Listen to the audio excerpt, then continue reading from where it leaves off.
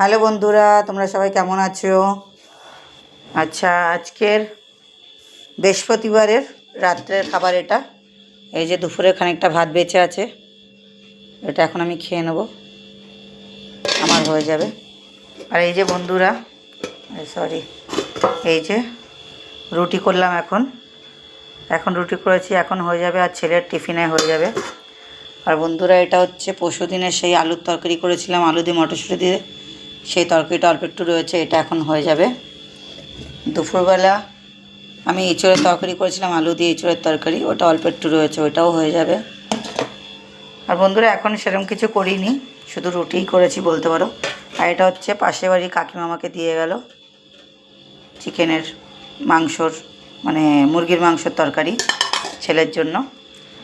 আর সাথে আছে এই যে আমার জন্য পেঁয়াজ, ছেলের জন্য শসা, আর ছেলের জন্য একটা, ছেলে বলতে পারো আমি অর্ধেক বলতে পারো, দুজন মিলে ভাগ চেক করে এই খেয়ে নেব, ডিমের অমলেট।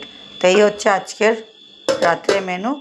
আজকে রাত্রেবেলা সেরকম কিছুই রান্না করিনি, শুধু আমি রুটি করেছি আর একটা ডিমের পোচ করেছি। তাই হচ্ছে আজকে রাত্রের মেনু। যদি কিছু ভালো লেগে থাকে তাহলে প্লিজ লাইক করো, কমেন্ট করো, আর আমাকে প্লিজ সাপোর্ট করো।